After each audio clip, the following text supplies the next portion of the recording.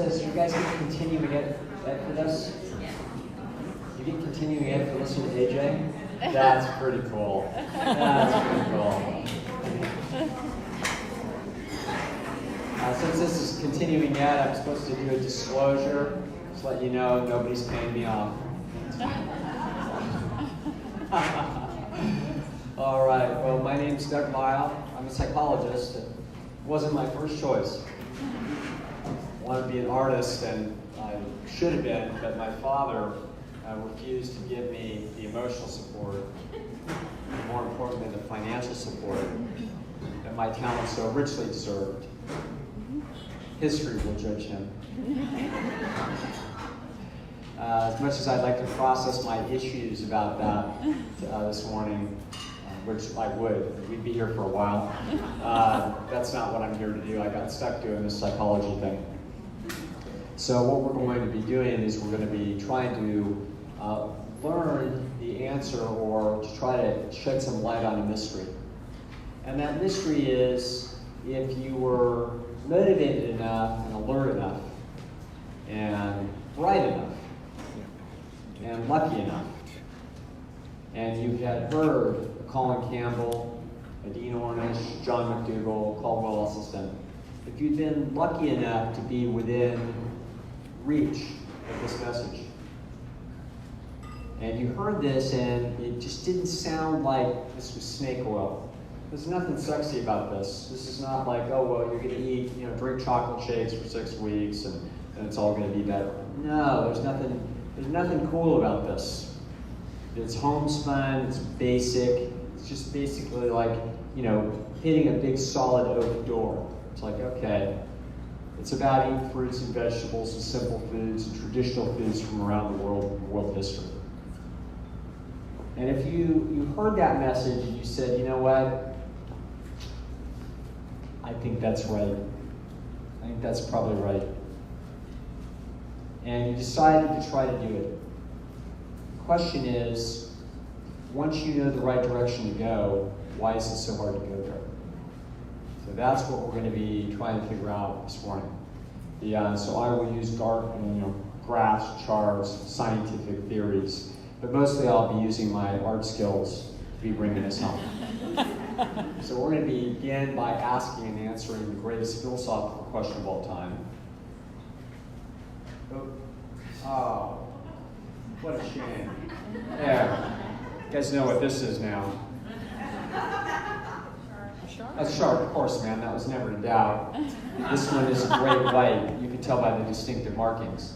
And the great philosophical question that we're going to answer is, why does a shark have teeth? So he can eat. It has teeth to eat. A shark has teeth to eat. Let's see if that's right. Yeah. And why does a shark eat? He's hungry. He needs to live. Let's see if that's right. Yes, that is right. One thing you guys wouldn't know, because you're nurses and you had to learn a lot of stuff, and learn chemistry and biology and physiology and all that sort of stuff. But psychologists, you don't have to learn anything. They don't teach you anything in psychology school. All they do is they have a little meeting at the end of each year, and they see whether or not you were a nice person that year. Was Joni a nice person? Yes, Joni was nice. She goes, what about Bill? Not so sure. Doug? Yeah, he seemed nice. We're not really sure, but he's a good enough actor, so he gets it. You just keep passing little grades. Now at the end, there's one trick that they know. And that trick is, if you look at somebody from just the right angle, you can tell what they're thinking. Pretty good trick. It's worth sticking around for. So that's why I happen to know what she's thinking. Sorry. She's thinking, with information this insightful coming out this early, she's glad she got the seat right here in front. Yeah. Sharks have teeth to eat.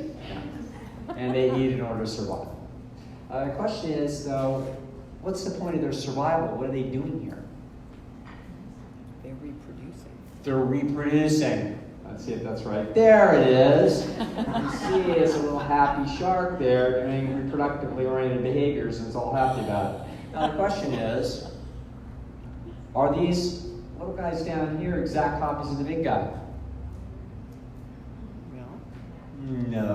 course not. Why? Only half the DNA? I got a room full of smart people, and they're all just too quiet to say. Yes, of course. It's because it's only got half the DNA from the big guy. So because the way life works is actually built on DNA. And little chunks of DNA we call genes. And what genes are is they're the playing cards of life. And these playing cards are precisely copied. So essentially it's the same jack of diamonds, it's the same four of clubs, it's the same genes that have been around for millions and millions of years. And every generation, all that happens is that they get reshuffled, and you get half a deck from your mom and half a deck from your dad, and that's what it is. That's how it works. But it is exactly the same genes. So the same genes are in this shark, for example, in the skin of that shark. Some of the very exact genes are the same genes that build your teeth. So 400 million years old. Same genes. So the way it works, however, is that as you shuffle with each new generation, if they were the playing cards, for example, if it was like you were a bridge player and you played enough bridge for long enough, sooner or later you would get exactly the same hand at the table. Now, it might be 13 years later and you would never know it because you wouldn't say, there's that hand again that was on April 3rd, in 89. No, you would never remember it. But if you played long enough, you would get the same hand. But you will never have another you because there aren't 52 cards in the deck. There's 25,000 cards in the deck. So not only hasn't there ever been anything like you before, there's never going to be anything like you again.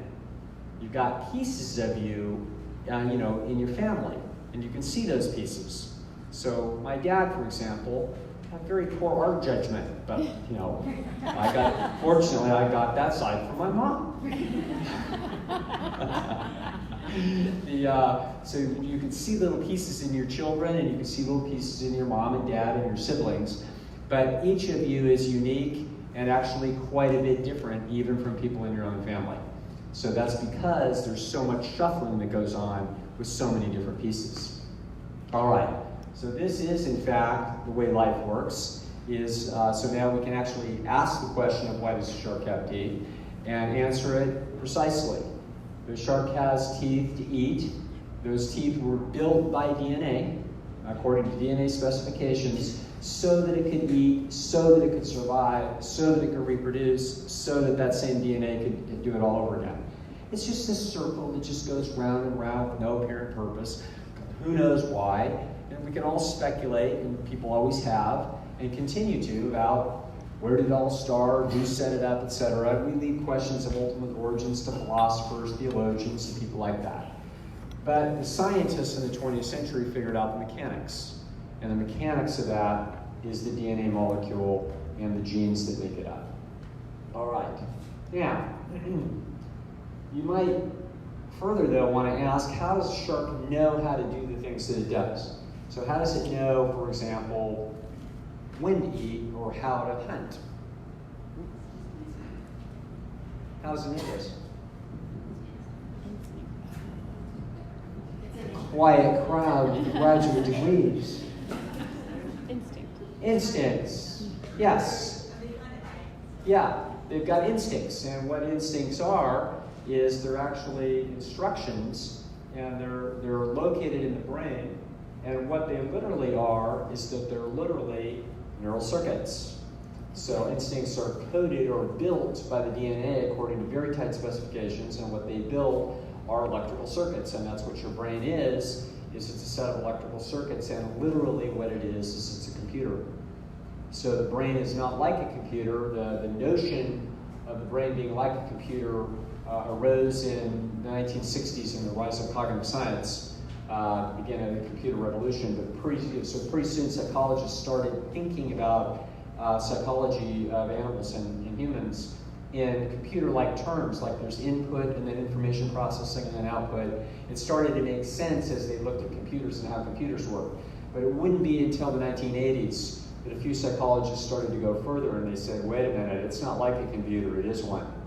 What else would you call it? Okay? It's a very, very fancy, fascinating, incredibly complex computer, but that is precisely what it is.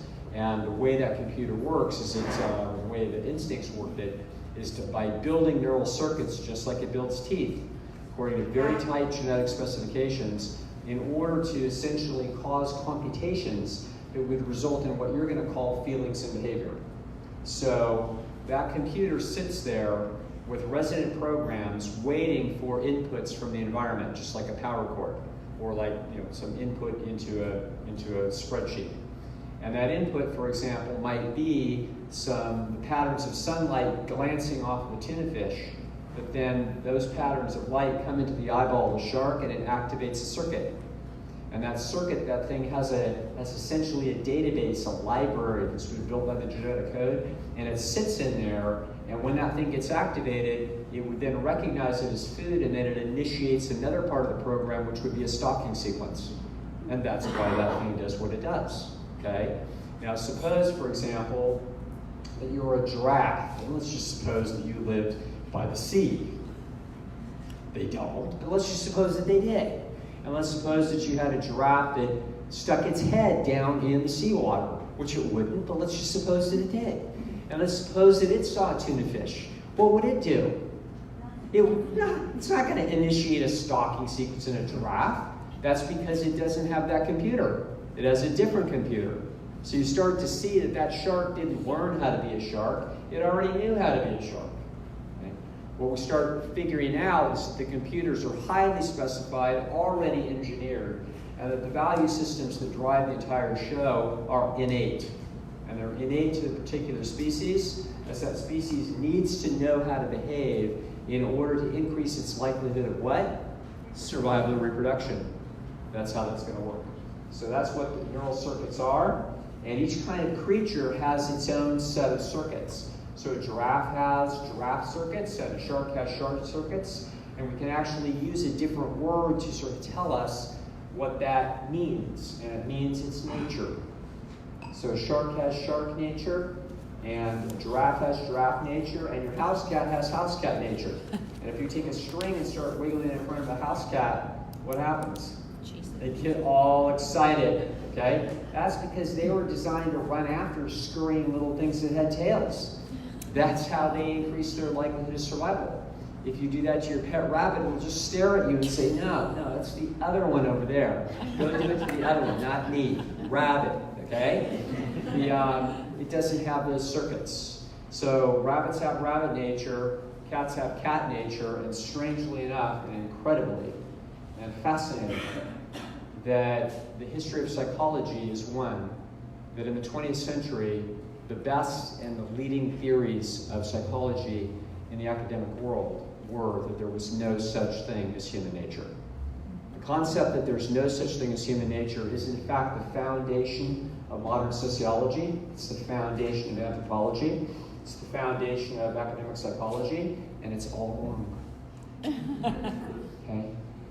So I was a young professor at Stanford University in the early 1990s, and it turned out that this was a year after I did my dissertation, and it turned out some very bright young hotshots out of Harvard came visiting, and they said, oh, guess what? You got it all wrong. I'm like, oh, so what does this mean about everything that I learned for the last 10 years? And they said, just forget it. I told you they didn't teach anything in psychology school.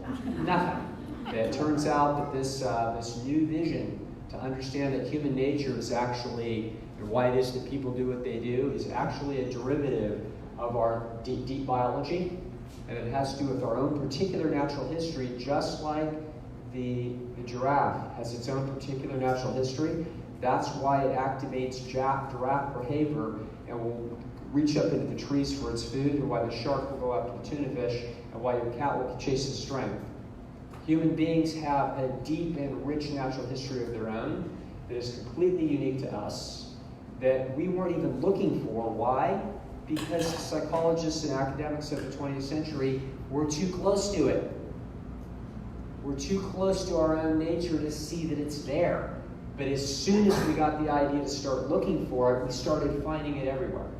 And it turns out that, for example, let's suppose that you and a band of hunter-gatherers 10,000 years ago were hiking, and you got to the top of a ridge and you looked over on one side and what you saw was a valley with green grass, intermittent trees, flowers, and a river flowing through it. And the other side you saw a desert. Where do you go? Yeah, the valley. Why?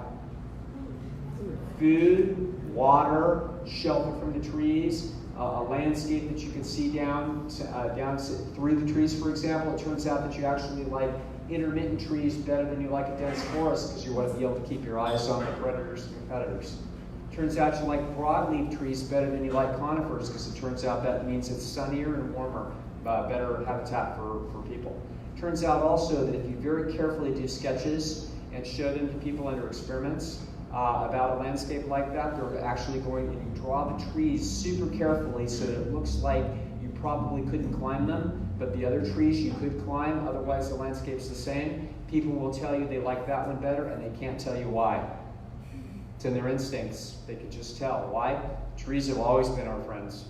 Shelter you from the rain, shelter you from the sun, get a place for you to get up there and get away from the predators, a way to get up and get a vantage point. Sometimes they've got food in the tree. Holy smokes. That's why we love trees. That's why we used to call this place the City of Trees, probably.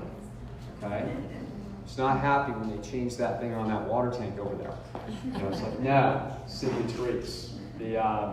So that's what we're going to call human nature. For example, so you love water cues because you need those water cues to tell you're in the right place. And you don't even just like the look of water, you also like the sound of it. Because you like the sound of water because moving water has a statistically increased likelihood of not being contaminated with bacteria. Okay? So literally all of your senses have been shaped by your nature in order to like certain kinds of habitats and certain kinds of inputs. You're the only creature that likes fire, other than domesticated animals, which also trust fire because of us, because they can trust us. But other animals don't like fire because fire means, uh-oh, we're all about to die.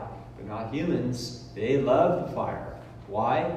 Because we mastered it. So you don't just like the look of fire, you like the sound of it, you like the feel of it, you even like the smell of it.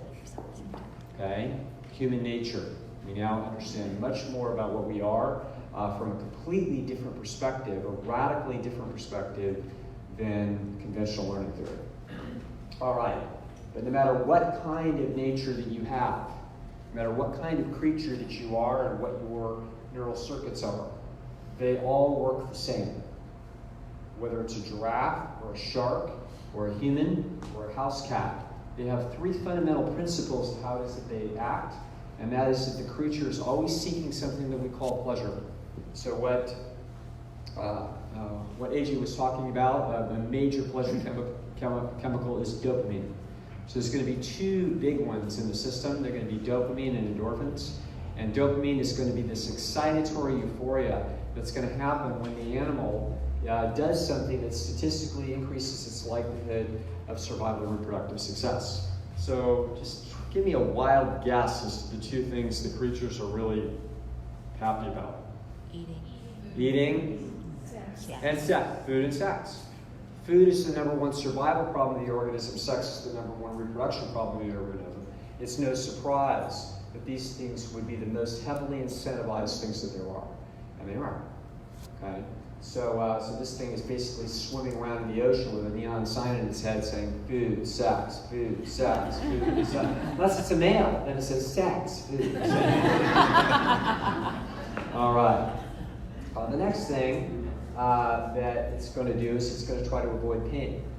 So it's going to try to, it's going to have sensations to indicate when it's a little uncomfortable, and even a little bit of discomfort is a statistical likelihood or association with an increased likelihood of disability or death, and therefore a statistical reduction in the likelihood of gene survival.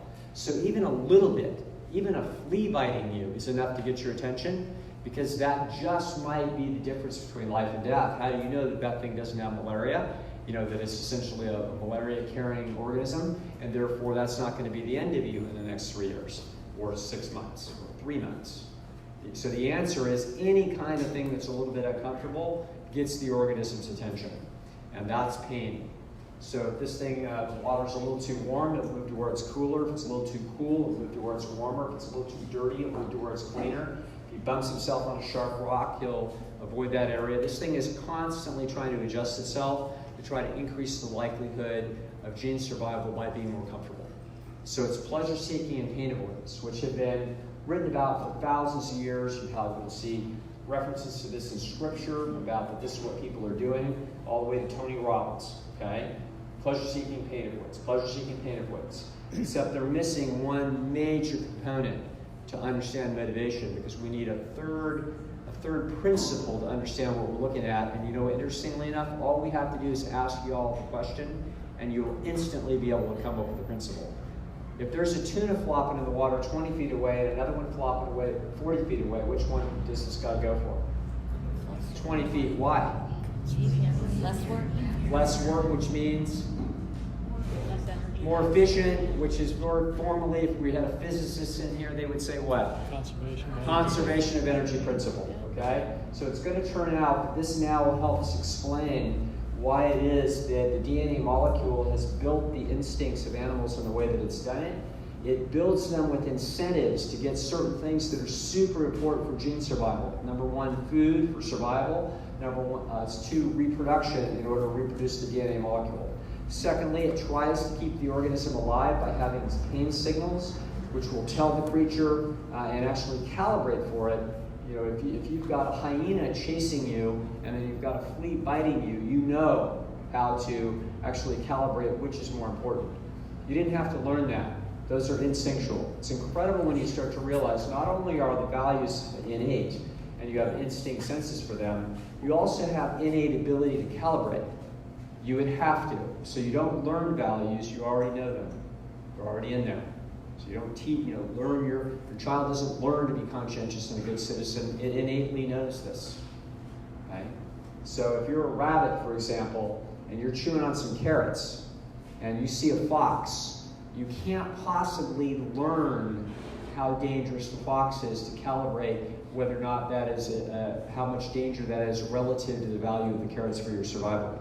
You have to already know, because you can't possibly learn by experience. You see? So the system is already preset, which is extraordinary, and we'll get back to that as we look at a very important principle in motivation around food. So we see the pleasure-seeking, pain avoidance, and energy conservation wind up now being this triumvirate or motivational triad that will tell us why a creature does what it does. So this is why anything is doing what it's doing.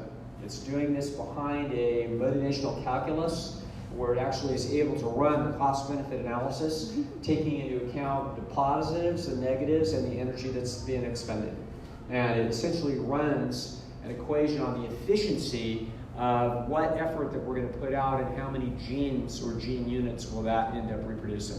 So that's essentially what is in the system, is a fantastic motivational calculus. Energy conservation, you see it in fascinating ways throughout the animal kingdom. You'll see animals curling up at night. My cats curl up, to keep themselves warm. That's an energy conservation mechanism.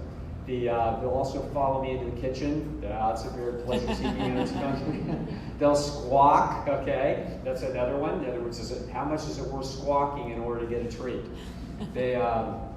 Animals throughout the world will, if they're predators, they'll go after the weak, the sick, the slow, the young, the isolated, and the injured. They don't learn that. They just know how to do it. They instantly recognize those as opportunities to increase their likelihood of success and reduce their likelihood of wasting energy.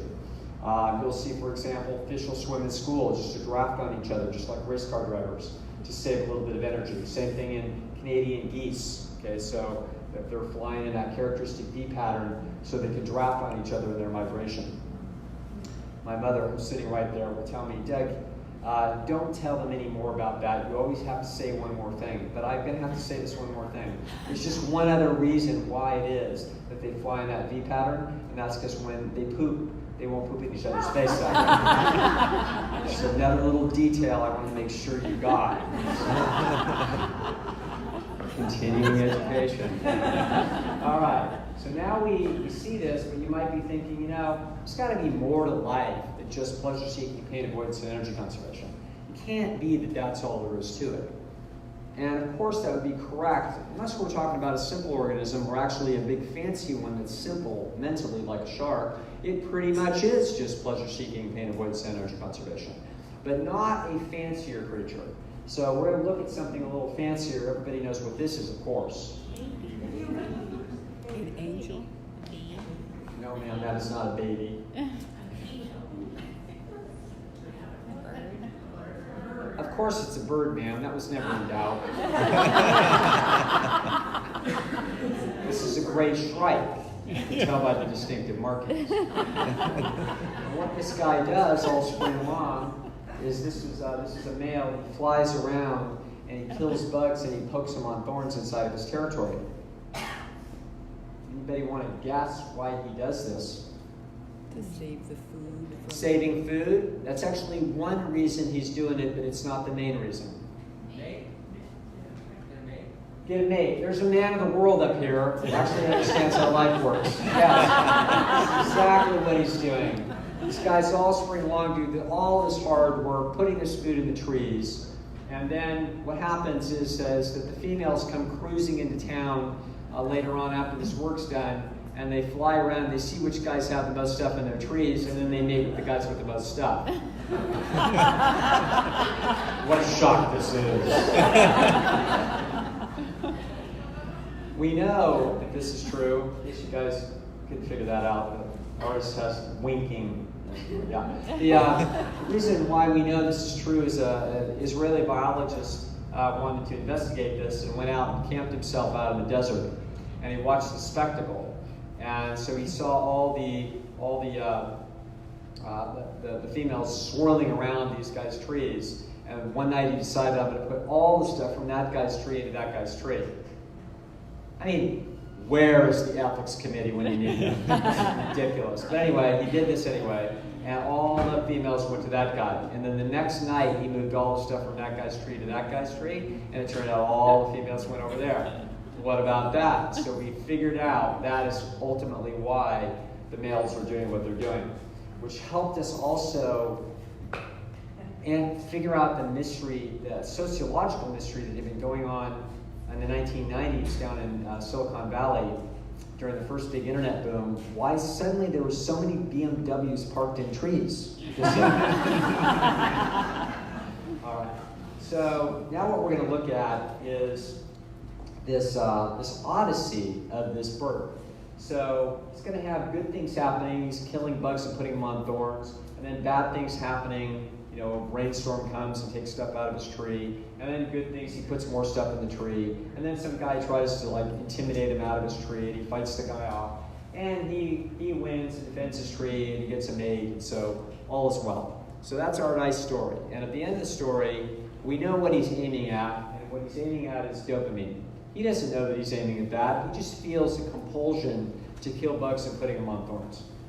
He doesn't know that this is connected to females. He doesn't have a consciousness that says, oh, I'm getting a little closer. Got a lot of stuff in my tree. I'm probably going to get lucky this spring. No, he doesn't have anything of the kind.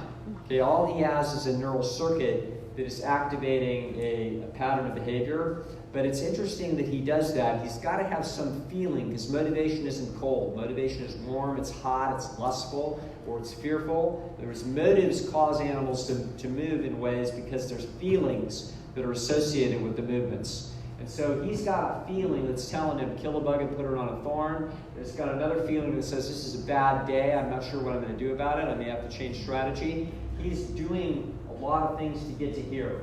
This is the dopamine hit, and the dopamine hit comes when he mates, which is what? The very physical activities that are literally required to reproduce the DNA molecule. So you'd expect that to be the most heavily incentivized actions in the animal universe, and in fact they are.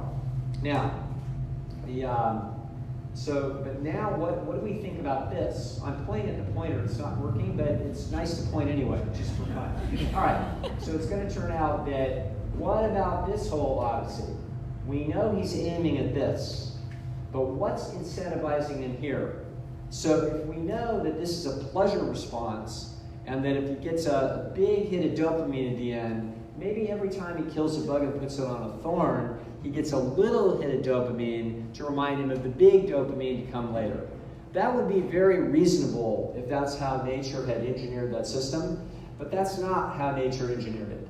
Nature actually used different neurochemistry, used different neural circuits, and literally a different psychological experience in order to have a creature aim at something and have some kind of a positive feeling here and some kind of a negative feeling here, but this is not pleasure and that is not pain. It's actually something else. It's something that can act for hours and hours and change behavior over the course of a day, not a momentary intensive response that tells you, like an exclamation point, whether you're in pain or you're in pleasure, in other words, whether it was a good thing or a bad thing. No, there's a different kind of response here, and that response is happiness.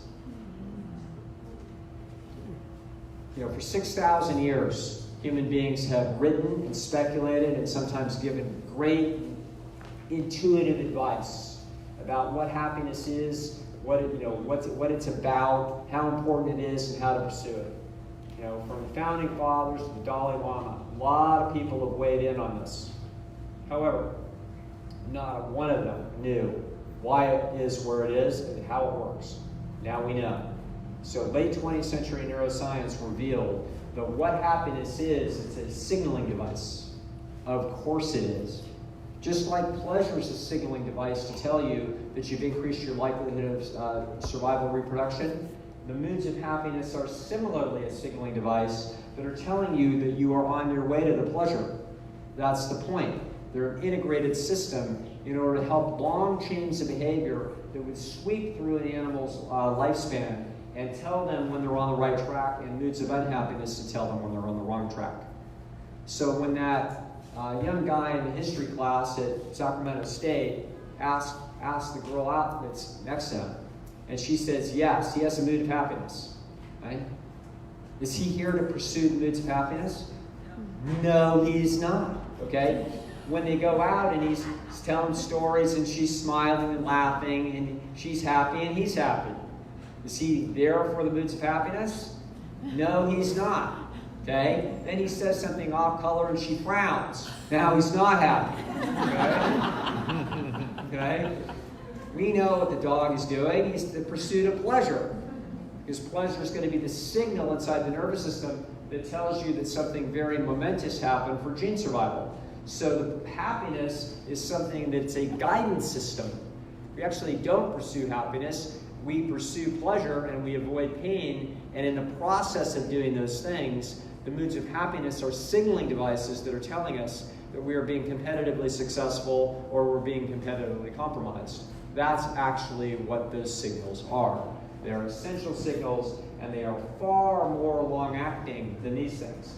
In other words, this is the moment that the team wins the Super Bowl. This is every practice where they complete a pass, do their blocking assignment correctly, and do the fundamentals necessary to win it. Okay? That, yes, there's exultation here at the moment of victory, but most of the journey is actually there. Isn't that interesting? All right. Now we're going to put this in a little chart here to try to learn something. So here's our guy up here, and he's got the moods of happiness and unhappiness guiding his system as he's trying to head, in this particular case, towards sex and the dopamine rush and the reproduction of his DNA. So that's what he's up to. But now we're going to put him in a cage. And as we put him in this cage, we're going to have two buttons. We're going to have the blue button, and the blue button is going to be, if he hits that button, it's going to open the cage door, and he's going to fly out into an aviary and start killing bugs and putting them on thorns just like he's designed. On the other hand, if he hits the red button, that's going to be a magic button, and there's going to be a trap door that's going to open, and a female is going to come into the cage all ready to rock. Now, really think about this carefully. But which button do we think he's going to be pushing once he figures it out? The red. The red button. Why? Conservation of energy principle. So the conservation of energy principle will tell us, that's what he's going to do. Okay? Now, what we're going to do now is we're going to put it back in the cage, and this time the blue button is going to be the button where the female comes into the cage, but the red button is going to be activating a little lever inside of a glass pipette that we put inside of his head, and we put it right down into the dopamine pathway. And in that pipette, we have cocaine. And what cocaine does is it actually causes dopamine to flood. Isn't that dangerous sounding? something that actually causes the very signal that tells the organism that it's being extremely successful. So now, once he figures out what these buttons do, what do we think he's going to do? He's going to hit the red button, and why? Because it's faster. Conservation of energy principle, same reason. He's designed by nature to be motivated to have the most efficient actions possible in order to pursue pleasure and avoid pain. So as soon as he figures out how those buttons work, that's how he's going to do this. So yeah, he gets right to this big dopamine flood that will essentially mimic what would happen in sexual activity, and he doesn't have to put up with any complaints and all the effort.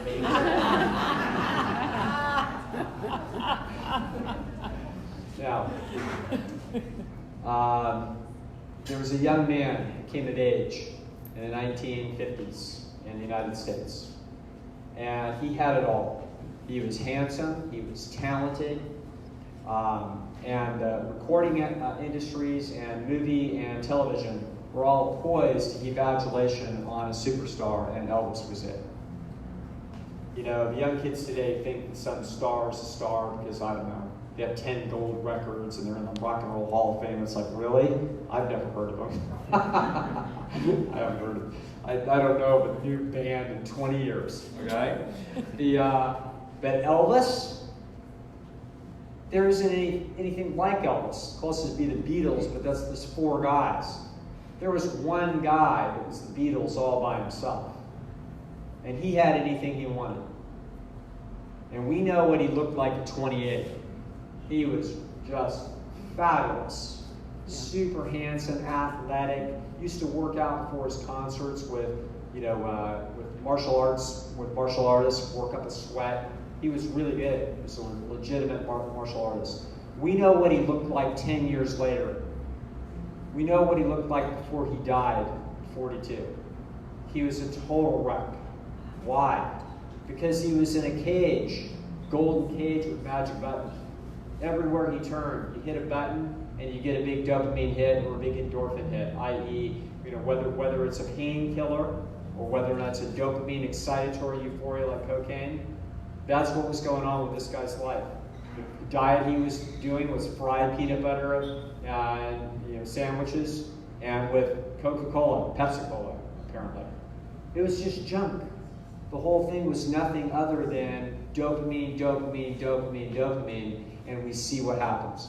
He's a metaphor for not only the society, but for each person that struggles with the pleasure trap, that he had a spectacularly, intensely pleasurable life, but at the end of it, he only got to live half of it. And the end of it is not happiness. So what we see is something interesting, that if we can short circuit ourselves to the pleasure, the organism will do that. It will take the shortest distance it can get to that point because that's the signal of success. But if you can short circuit the system, you're doing something that it was never designed to do. And you're going to find out that there's going to be some rather dire consequences as a result. And one of those consequences is going to be the undermining of the organism's health, but also its happiness. Because if you actually short circuit your way to the pleasure, you have sidestepped the process of the achievement associated with the means of happiness. A bad exchange. All right. Leading cause of death. You guys know all this stuff. Hold on. There we go. Heart attack, strokes, diabetes, all this sort of jazz. It's World Health Organization data. See if we can get it to work. There we go. Cancer. Here's another chart. Oh, there we go. It's another chart on plant food. The more plant food you eat, the better off you are. The less you eat, the more of these diseases you get. Okay, that's all the science we needed in my talk. All right, so now we're going to look at what foods are the most popular. What's the most popular taste in the world? Chocolate. There we go. Let's see if it's there. Yes. What's in chocolate that people really like? Sugar and fat. Okay. And what about hot dogs? What do people really like in hot dogs? Fat and salt. Who knows, really?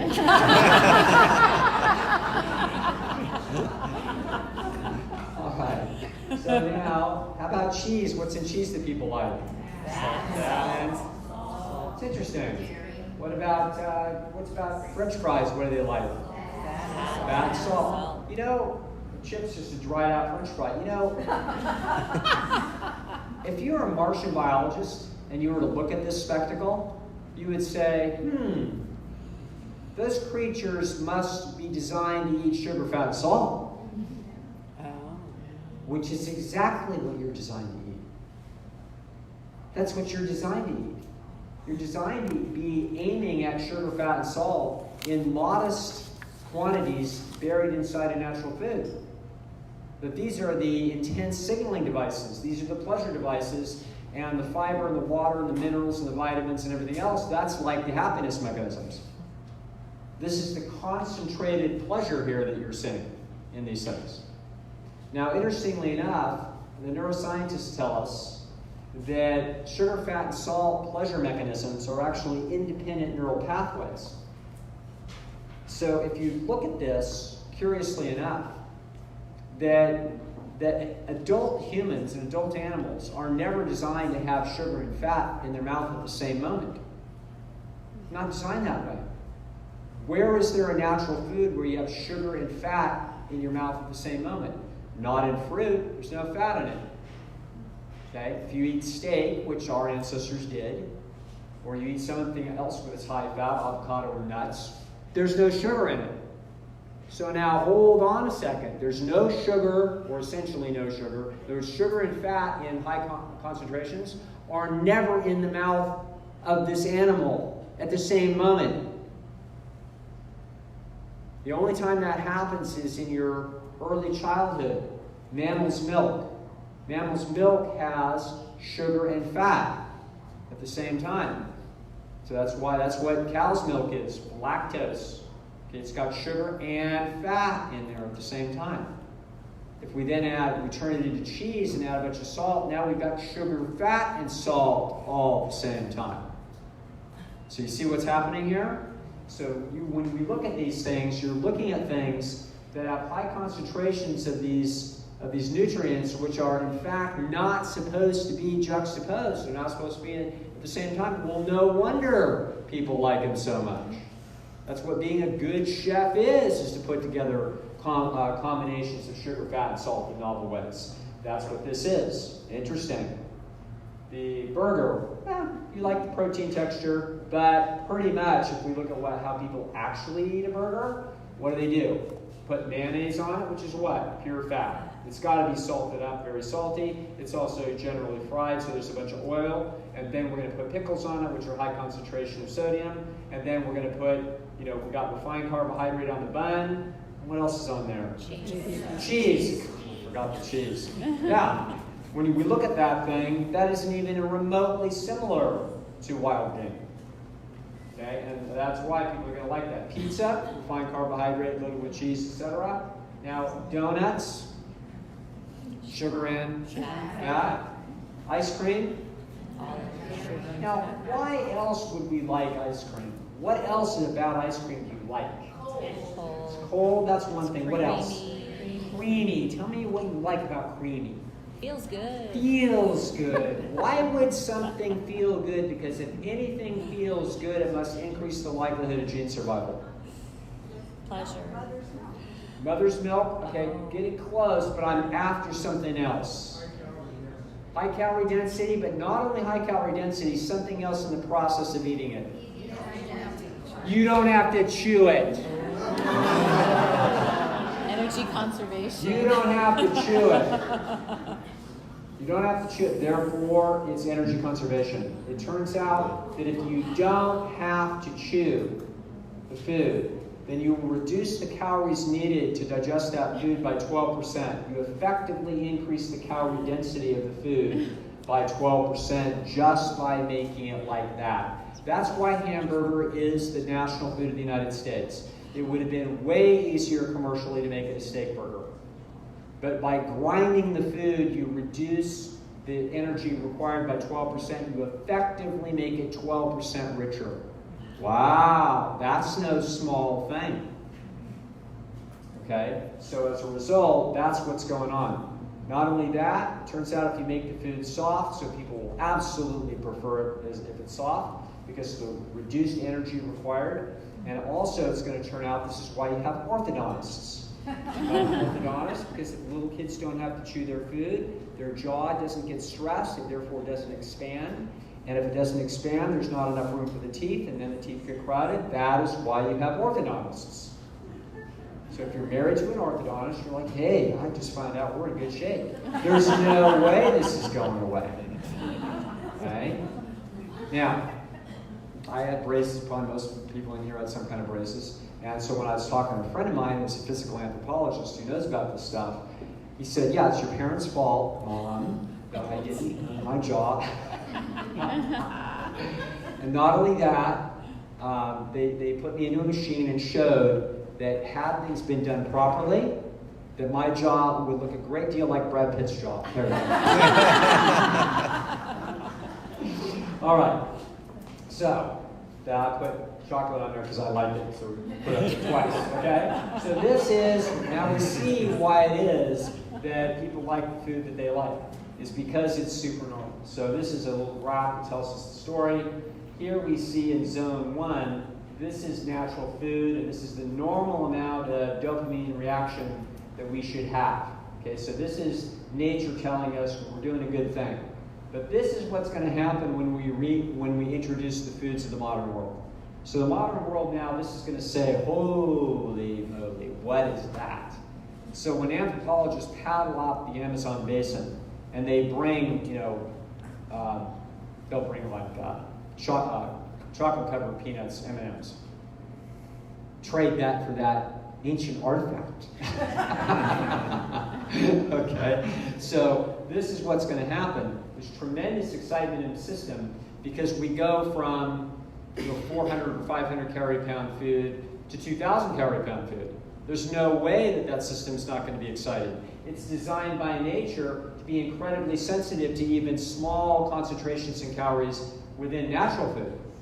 So for example, a typical apple is about 300 calories a pound, and it's about half a pound, so there's about 150 calories in an apple.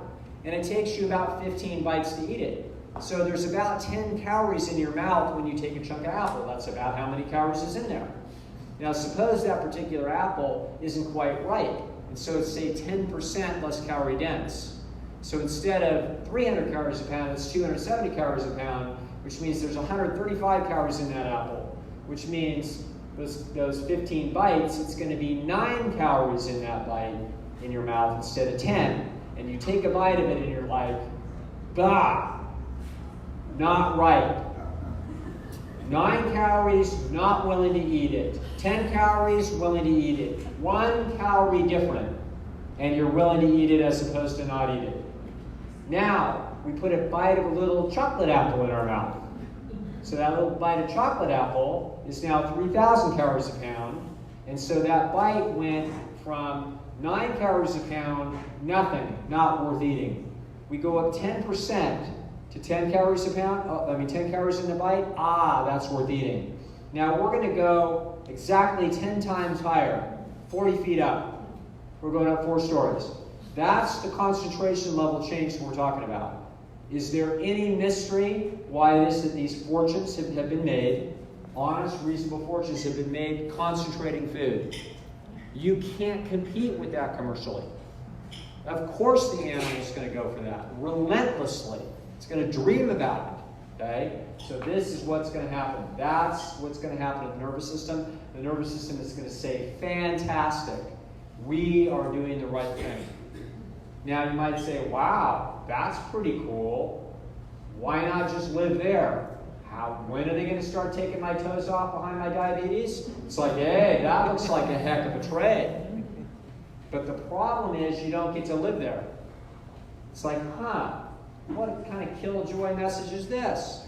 Sorry, you don't get to live there. That's what will happen to the signal initially. But then what will happen is that it will habituate. So the neuroscientists call it neuroadaptation, psychologists call it habituation, everybody else in the world calls it you get used to it. But that's what happens. That's what happens. You just get used to it. So you go into someone's house at Christmas time and you smell a Christmas tree and it smells fantastic. But 15 minutes later you can't smell it. You've gotten used to it. So this is how the nerves work. And so they will not allow that continued hyperactivation. Why? Too much energy. There's no reason for that thing to keep signaling that high. If we're going to continue to adulterate it with rich food, we're just going to come down here and signal hard when the food is particularly rich.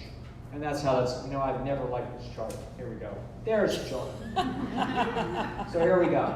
Stage 1, this is whole natural healthy food. Stage 2, we introduce junk food or rich modern food. That's what's going to happen. Stage 3 is we're going to be eating the rich food, but now our signaling is down here. That's how it works. This is exactly akin to what we're going to see in drug addiction. So if you're going to here the person has never had a line of cocaine. Here they start using cocaine and it's like, oh my God. Okay? But now you check them out 6 months or a year later, they're using just to feel halfway decent. Okay? Now we reach an interesting problem. That cocaine addict or that alcoholic is facing a crisis, that things are not going well even here. And they realize, uh-oh, I'm in a trap. I'm in a riptide. This is not good. So what do? They heroically make the right move. And when they make the right move, that's what's going to happen. They're going to go into withdrawal. It's going to be uncomfortable. The system is going to say you're going the wrong direction. That's exactly what's going to happen. And the same thing will happen when people go from a conventional diet to a healthy diet. Precisely. You go from 1,000 calorie pound sort of diet down to 600 calorie pound sort of diet by including a bunch of the high natural carbohydrates, and fruits and vegetables, etc. And you start replacing pizza and pastrami sandwiches. That's exactly what the system should do. It should tell the organism you're doing the wrong thing, you're going away from the pleasure. So now we have the answer to the question we started with. The question we started with was, if you were alert enough and motivated enough and bright enough and lucky enough and you had heard this message and you knew what direction that you wanted to go. Once you started to go there, why is it so hard? The answer is, when you do the wrong thing, it feels right, and when you do the right thing, it feels wrong. The reason why this is so difficult is that every instinct in you is pointed exactly 180 degrees in the wrong direction. So if you've ever struggled with this, if you have attempted and then stumbled, do not think that there's anything wrong with you. Don't think that there's anything lacking about your willpower, that there's anything broken about your psychology, that you're self-destructive. There's nothing of the kind. The reason why this is difficult is because it's requiring us to go directly counter to instinct. It's the equivalent of learning how to drive your car backwards. Can you do it? Yes, but your instincts will constantly be fooled. Anybody that has ever tried to back up a trailer knows. It's a nightmare. Okay? And this is very much what this is like. So, this curve, this recovery curve, is very important. That recovery curve with major drug addiction, alcohol, things like that, is a long slog. It's a very hard slog. So, people in AA, this is why these milestones are so important. 30 days is a very big deal. A year is huge. If you can go a year, you got a real shot at it. It's not easy, but you're probably 2/3 of the way out of the trap, and after a couple more years, you're pretty well out of the trap. If you had to struggle the way you do in the first 2 weeks, no one would ever get out of the alcohol trap. It would be impossible. The truth is, it gets easier over time because the system gets resensitized and basically reclaims its ability to have pleasure reactivity from normal things. That's what happens. But it takes a long time. Okay, it's interesting to remember that. It would be impossible if you had to have Groundhog Day, on your first day sober. It would be absolutely impossible. Could not be done. After working with addicts for more than 30 years, I have to tell you, I don't think I could do it. Okay, the struggle that I see, these are the incredible, quiet heroes of the clinical psychological process. It is unbelievable what these people are willing to do, and they stumble and they fall and they get defeated, and if they keep getting back up, they may have to get back up many, many times and go through this process again. Okay? And when we talk about drugs and alcohol, it's far more acute than this graph. This is the food graph. The food graph is on the level of coffee. Okay? It's on the level somewhere between coffee and cigarettes. Those things aren't easy, but it's not the same thing as the tough stuff. those recovery curves on the order of a year, 2 years, 3 years, sometimes more. Okay? This curve for us, 4 months. 4 months all the way out. Probably halfway out in 21 days. That's how fast a person can get out. It's like, wow, halfway out. This is AJ bragging about her vegetables for breakfast. Yeah, this is really, and Charles looking forward to it. Because it's true. They're not lying to us. It's actually the case. They're out of the trap. Okay? Once you're out of the trap, once you get there, get out of the trap, now you're back here, which is you're in beautiful shape. You're right back to the level that every animal in nature is. Every animal in nature is designed to love its natural food. They love it, they look forward to it, they compete for it. It's one of the most enjoyable things in their existence. So when we see patients or our families or ourselves that we are not liking the idea of natural food, remember the message. It's like, uh-oh, this system must be adulterated or it wouldn't be having this response. That's the only possible way we could be having that response. The only way that this is not a good thing is because there's something wrong with the learning history of the palate. And that's exactly the way it is. They have done many beautiful studies with animals on this. So they had recently in 2009, they had a study that I wish had been done when Alan and I published the trap we published in 2003. But it would have been a perfect exclamation point. They took rats for a month. They had raised rats on whole natural rat chow. And then for a month, they fed them standard American diet. And of course, they love the standard American diet. They're chowing like crazy, and they're gaining weight, and they're getting their blood pressure higher. You know, their insulin resistance is going up, just as you would expect. You know, that's like a month is like, I don't know, 5 years in human, whatever it is, how it is, rat years. So they're starting to get into some health problems just in 30 days, but they're not in too bad a shape. And then they pulled the chow out, and they put the natural food back in. And those rats sat there and looked at that food, and looked at the experimenters, and looked at the food, and looked at the experimenters, and looked at the food, and waited. And then they waited another day. And then they waited another day. And then they waited another day. And they waited 14 days and water fasted. They would not eat the natural food for 2 weeks. And it has been reported that one of the rats gave the experimenters a little gesture with his paw.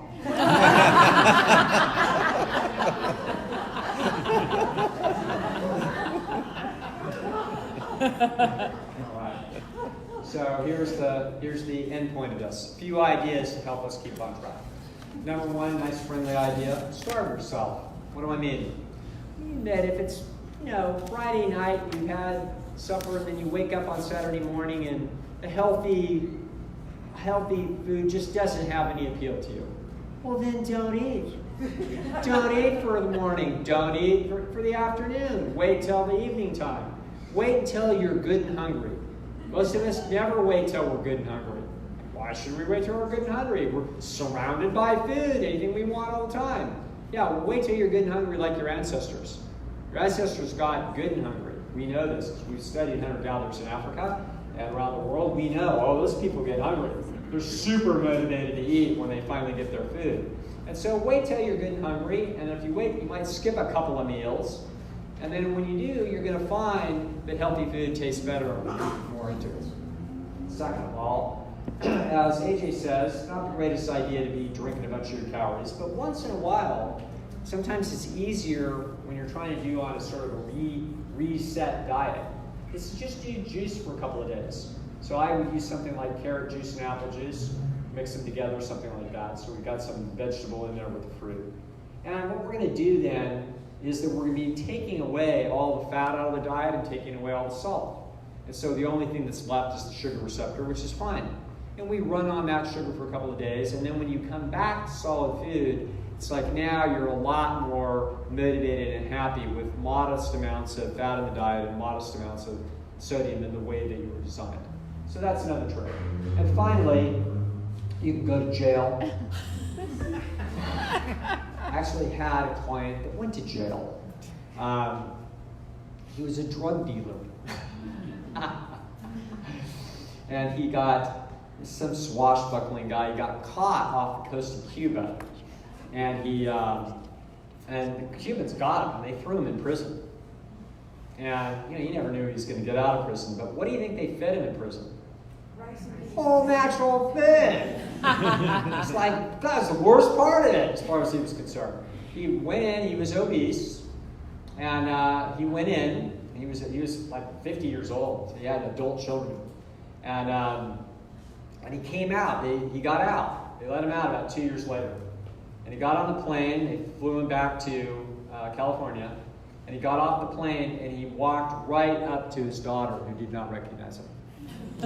He had lost over 100 pounds, and she literally didn't recognize her own father. So that's one way to do it. Deal drugs.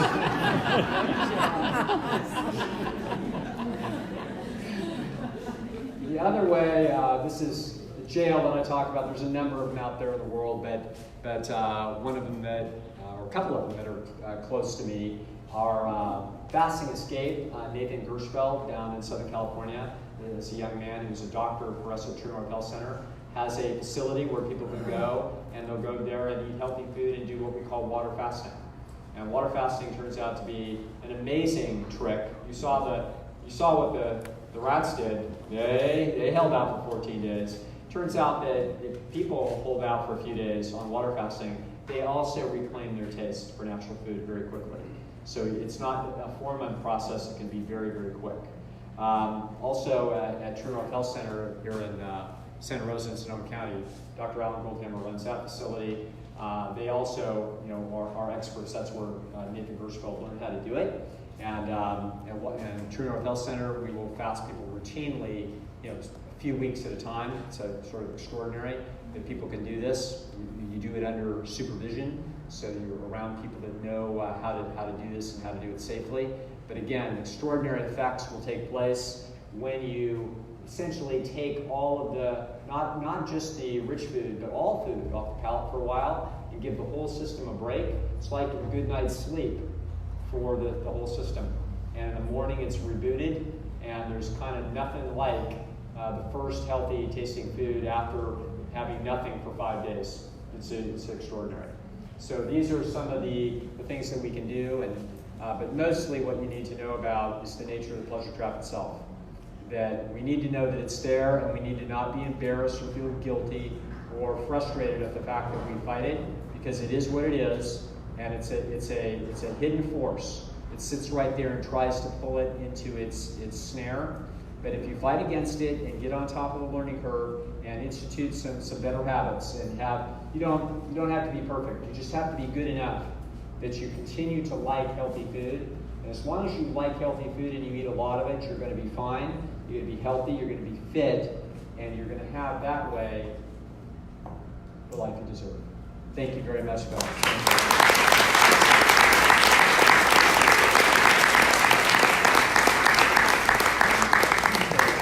Just a couple of questions. Yes, over here. One problem I'm facing in my household is we've been plant-based for 5 years, and I now have a 12-year-old son. Yeah. Adolescence and puberty with a vengeance. Yes. And for 5 years he's been fine. Yes. And now all of a sudden it's like your 5 phases on steroids. Yes. Right.